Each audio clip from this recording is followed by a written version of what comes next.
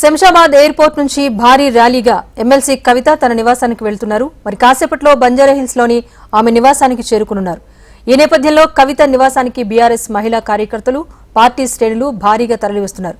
అంతకుముందు శంషాబాద్ ఎయిర్పోర్ట్ లో కవితకు బీఆర్ఎస్ శ్రేణులు ఘన స్వాగతం పలికాయి. అనంతరం పార్టీ శ్రేణులతో కలిసి కవిత భారీ ర్యాలీగా అక్కడి నుంచి బయలుదేరారు.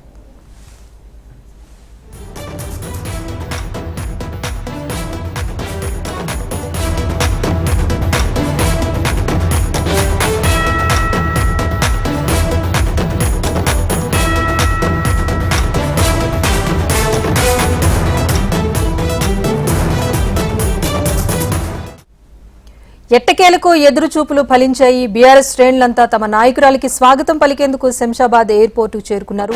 నిన్న రాత్రి బెయిల్ పై రిలీజ్ అయిన కవిత ఈ రోజు మధ్యాహ్నం ఢిల్లీ నుంచి బయలుదేరి శంషాబాద్ ఎయిర్పోర్టు చేరుకున్నారు. ఎయిర్పోర్ట్ వద్ద బీఆర్ఎస్ శ్రేణులంతా కూడా ఘన స్వాగతం పలికాయి. అక్కడి నుంచి భారీ ర్యాలీగా ఆమె నివాసం వద్దకు తీసుకువెళ్తున్న దృశ్యాలు మనం ప్రస్తుతం చూస్తున్నాం. అటు కవిత నివాసం వద్ద కూడా ఇప్పటికే పార్టీకి సంబంధించిన నాయకులు, శ్రేణులు అంతా కూడా పెద్ద సంఖ్యలో ఆ నివాసం వద్దకు కూడా చేరుకుంటున్నారు. అక్కడ కూడా ఒక సందడి వాతావరణం కనిపిస్తోంది. కవిత వెంట భర్త అనిల్తో పాటు కేటీఆర్, అలాగే మాజీ ఎమ్మెల్యేలు, మంత్రులు కూడా ఉన్నారు. నిన్న తీహార్ జైలు నుంచి రిలీజ్ అయిన దగ్గర నుంచి కూడా ఆమెను అక్కడి నుంచి జాగ్రత్తగా వీరంతా కూడా కలిసి తీసుకొస్తున్నారు. జైలు నుంచి బయటకు వచ్చిన వెంటనే కవిత ఒక భావోద్వేగానికి గురయ్యారు. ఆ తర్వాత తనకు 5.5 నెలల పాటు జైల్లో ఉంచిన వారి విషయంలో కఠినంగా ముందుకు వెళ్తాం, పోరాటం కొనసాగిస్తామని నిన్న కవిత మాట్లాడారు. అక్కడి నుంచి ఈ రోజు మధ్యాహ్నం ఢిల్లీ నుంచి బయలుదేరి కాసేపు క్రితమే ఎయిర్పోర్టుకు చేరుకున్నారు. శంషాబాద్ చేరుకున్న కవితకు బీఆర్ఎస్ శ్రేణులైతే ఘన స్వాగతం పలికాయి.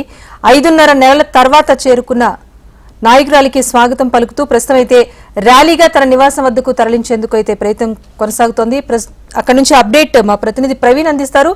ప్రవీణ్, చెప్పండి, ప్రస్తుతం ఎక్కడున్నారు? ఇంకా ఎంతసేపట్లో నివాసం వద్దకు చేరుకునే అవకాశం ఉంది? కాసేపటి క్రితమే శంషాబాద్ ఎయిర్పోర్ట్ నుంచి ఎమ్మెల్సీ కవిత, అదేవిధంగా మాజీ మంత్రి కేటీఆర్ తో పాటు తన కుటుంబ సభ్యులతో కవిత తన నివాసానికి కూడా బయలుదేరారు. దాదాపు 40 నిమిషాలు కూడా తన నివాసానికి రావడానికి సమయం పట్టే అవకాశం కనిపిస్తుంది. ప్రజెంట్ మనం చూడొచ్చు, కవిత నివాసం వద్ద మాత్రం ఇప్పటివరకే బీఆర్ఎస్ సంబంధించిన శ్రేణులందరూ చేరుకుంటున్నారు. ఇప్పటివరకే బీఆర్ఎస్ పార్టీకి సంబంధించిన నేతలందరూ కూడా తన నివాసానికి చేరుకుంటున్న సిచ్యువేషన్ కనిపిస్తుంది. ఇప్పటివరకే తన కుటుంబ సభ్యులు కూడా నివాసానికి చేరుకున్నారు. ఇప్పటివరకే హరీష్ రావు సతీమణితో పాటు కవితకు సంబంధించిన కుటుంబ సభ్యులందరూ కూడా ఇప్పటివరకే నివాసానికి కూడా చేరుకున్న సిచ్యువేషన్ అయితే కనిపిస్తుంది. కవితకు సంబంధించి మాత్రం ఇప్పటివరకే మరికాసేపట్లో తన నివాసానికి కూడా చేరుకోబోతున్నారు. కాబట్టి ఒక హైదరాబాద్ కి సంబంధించిన కార్పొరేటర్లతో పాటు అదేవిధంగా ఏదైతే బీఆర్ఎస్ పార్టీకి సంబంధించిన నేతలందరూ ఒక్కొక్కరిగా నివాసాన్ని కూడా చేరుకుంటున్న ఆ సిచ్యువేషన్ అయితే ఉంటుందని చెప్పుకోవచ్చు. ఒక కులాల వాతావరణం మాత్రం ఇక్కడే కవిత నివాసం వద్ద నెలకొన్న సిచ్యువేషన్ అయితే కనిపిస్తుంది.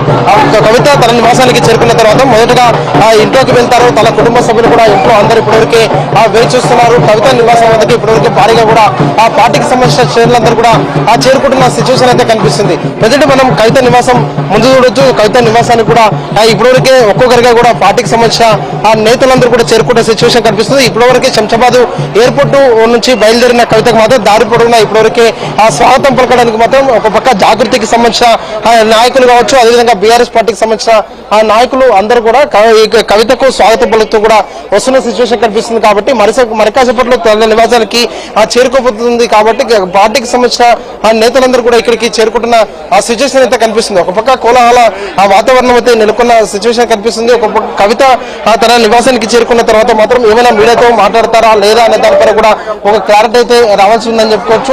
కవితకు సంబంధించినందుకు మాత్రం ఇవాళ మీడియాతో మాట్లాడితే మాత్రం ఇలాంటి అంశాలను వెల్లడించబోతున్నారు అనే దానిపై కూడా ఒక స్పష్టత అయితే రావాల్సింది. ఇప్పటివరకే జైలు నుంచి విడుదలైన తర్వాత మాత్రం ఢిల్లీలోనే కవిత ఇప్పటివరకే మాట్లాడిన సిచ్యువేషన్ కనిపిస్తుందని చెప్పుకోవచ్చు. దీంతో పాటుగా బీఆర్ఎస్ చాలా మంది శ్రేణులు మాత్రం ఇక్కడికి చేరుకుంటున్నారు. కాబట్టి కవిత ఏ అంశాలపైన మాట్లాడబోతున్నారు, బీఆర్ఎస్ పార్టీ కార్యకర్తలు కావచ్చు, బీఆర్ఎస్ పార్టీకి సంబంధించిన మాత్రం వచ్చే రోజుల్లో మాత్రం ఎలాంటి కార్యాచరణ రూపొందిస్తామన్న దానిపై కూడా ఏమైనా స్పష్టత ఇస్తారా అన్న దానిపై కూడా ఒక ఆసక్తిగా ఎదురు చూస్తున్న సిచ్యువేషన్ అయితే ఇక్కడ కనిపిస్తున్న పరిస్థితి అయితే కనిపిస్తుందని చెప్పుకోవచ్చు. ఎందుకంటే గత నుంచి కూడా చాలా రోజులు వచ్చి బీఆర్ఎస్ సంబంధించిన వరకు మాత్రం బీఆర్ఎస్ పార్టీలో మాత్రం ఒక యాక్టివ్ గా పాల్గొనడానికి ప్రజల్లోకి వెళ్ళడానికి ఇప్పటివరకు బీఆర్ఎస్ పార్టీ ఒక కార్యాచరణ కూడా సిద్ధం చేసుకుంటుంది. రైతులకు సంబంధించిన రుణమాఫీ విషయంలో మాత్రం ప్రతి గడప గడపకు వెళ్ళాలి, ప్రభుత్వాన్ని కూడా ప్రశ్నించాలని చెప్పి కూడా ఇప్పటివరకే బీఆర్ఎస్ పార్టీ కూడా భావిస్తున్న నేపథ్యంలో వీటికి సంబంధించినంతవరకు మాత్రం ఏ విధంగా బీఆర్ఎస్ పార్టీ పూర్తి స్థాయిలో మాత్రం ఒక కార్యాచరణ సిద్ధం చేసుకోబోతున్న దానిపై కూడా ఒక క్లారిటీ అయితే రావాల్సిందని చెప్పొచ్చు. దీనికి సంబంధించినంతవరకు మాత్రం పార్టీ ఎలాంటి పిలుపులు ఇవ్వబోతుంది, ఏ విధంగా కూడా అడుగులు వేయబోతున్నారు దానిపై కూడా క్లారిటీ రావాల్సిన పంచుకోవడానికి బీఆర్ఎస్ పార్టీ నాయకులు ఉన్నారు. అంటే మన కాసేపట్లో కవిత ఏర్పడిపోతుంది, ఎలా ఉండబోతుంది?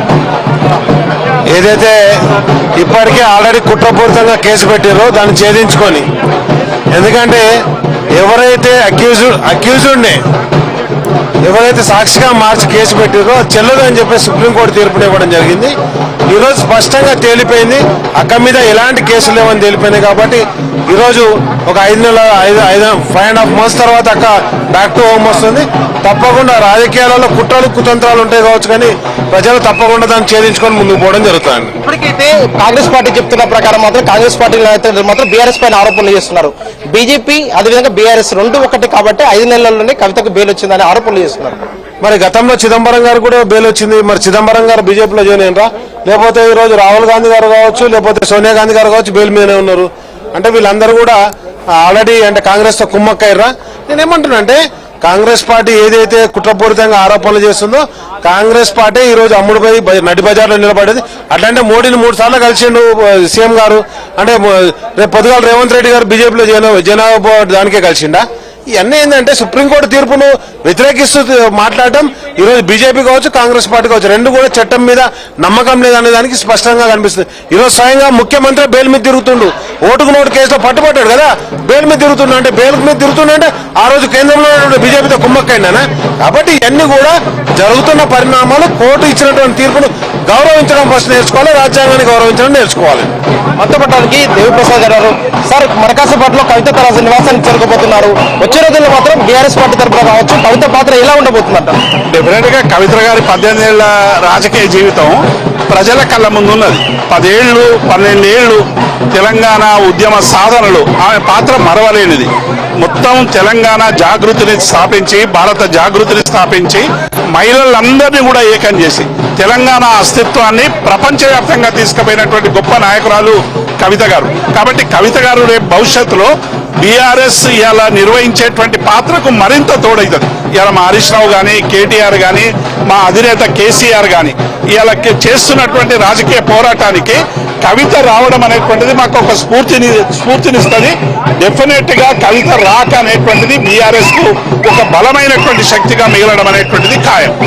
ఇప్పటివరకే కాంగ్రెస్ పార్టీ మాత్రం ఆరోపణలు చేస్తుంది, బీజేపీ బీఆర్ఎస్ ఒకటి అంటుంది. దాన్ని ఎలా తిప్పుకొడతారు? ఇప్పుడు కాంగ్రెస్ ఆరోపణలు చేస్తే చిదంబరం రిలీజ్ అయినప్పుడు బీజేపీతో కుమ్ముక్కైందా? నేషనల్ హెరాల్డ్ కేసులో రాహుల్ గాంధీ, సోనియా గాంధీ బెయిల్ మీదనే బయటకు వచ్చారు కదా.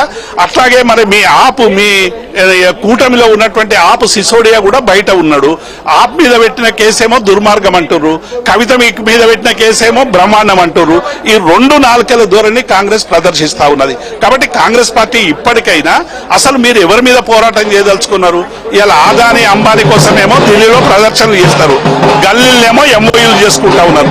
తోడేలు గుంపులో కాంగ్రెసే, మేకల గుంపులో కాంగ్రెసే. కాబట్టి ఇలా కాంగ్రెస్ పార్టీ అంటేనే ఒక అసహ్యానికి వచ్చేటువంటి పరిస్థితి తయారైంది. భారతీయ జనతా పార్టీ 2 కుమ్ముక్కైపోయినాయి.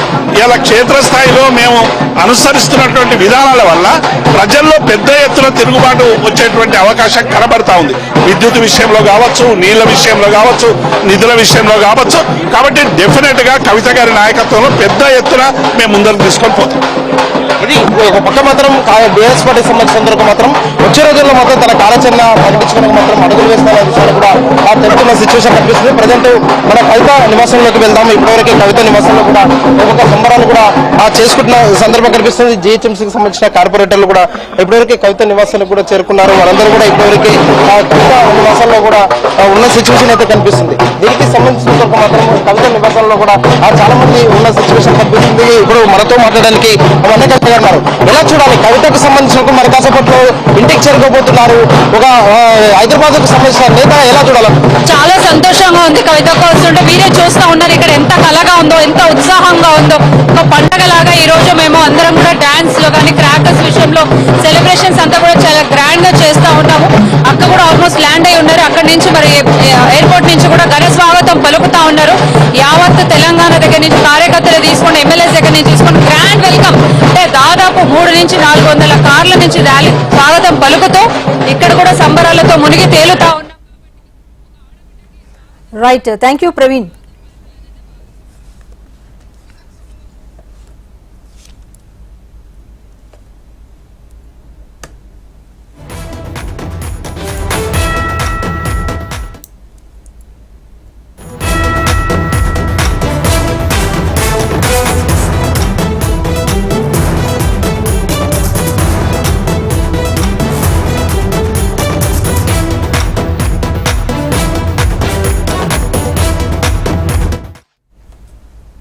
ఏలూరు జిల్లాలోని నూజివీడు ట్రిపుల్ ఐటీలో విద్యార్థులు పెద్ద సంఖ్యలో అస్వస్థతకు గురి కావడం కలకలం రేపుతోంది. 3 రోజుల వ్యవధిలో దాదాపు 800 మంది విద్యార్థులు వివిధ రకాల సమస్యలతో హాస్పిటల్స్ లో చేరారు. సీజనల్ వ్యాధులు ప్రబలటంతో ముందు జాగ్రత్త చర్యలు తీసుకోవడంలో అధికారుల తీరుపైన విద్యార్థుల తల్లిదండ్రులు మండిపడుతున్నారు. ఈ నేపథ్యంలో ట్రిపుల్ ఐటీలో పర్యటించిన DMHO శర్మిష్ఠ ఆహార నాణ్యత ప్రమాణాలు పరిశీలించారు. మెస్లో అందించే ఆహారంలో నాణ్యత లేకపోవడంతో విద్యార్థులు ఇబ్బంది పడుతున్నట్టుగా గుర్తించారు. క్యాంపస్లోని అధికారులకు నోటీసులు ఇవ్వబోతున్నట్టుగా తెలిపారు. మరోవైపు వాటర్ శాంపిల్ సేకరించిన వైద్య ఆరోగ్య శాఖ అధికారులు టెస్టులకు పంపనున్నారు.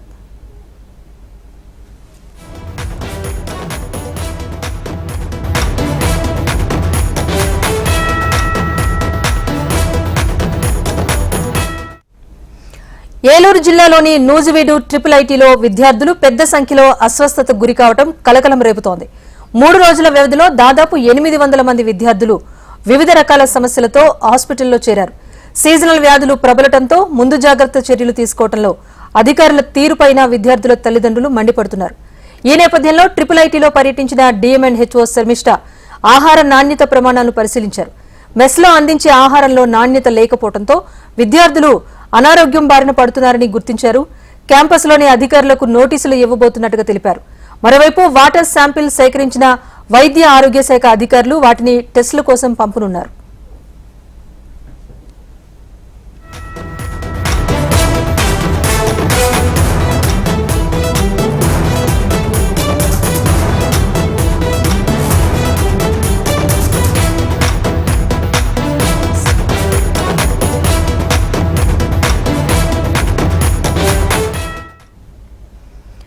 ఏలూరు జిల్లాలోని నూజివీడు ట్రిపుల్ ఐటీలో విద్యార్థులు పెద్ద సంఖ్యలో అస్వస్థతకు గురికావడం కలకలం రేపుతోంది.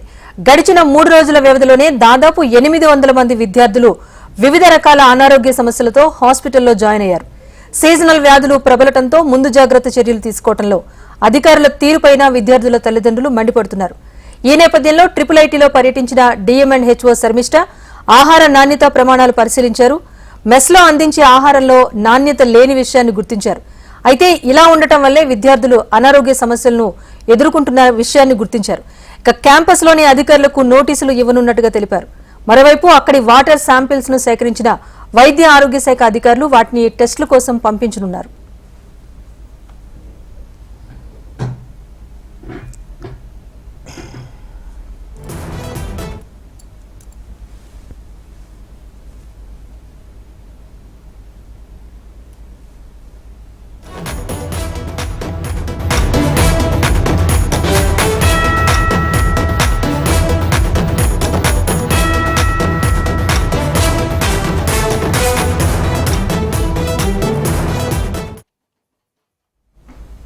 ఇది ఇప్పటి వరకు update. Keep watching HM TV. వార్త ఆగదు, నిజం తాగదు.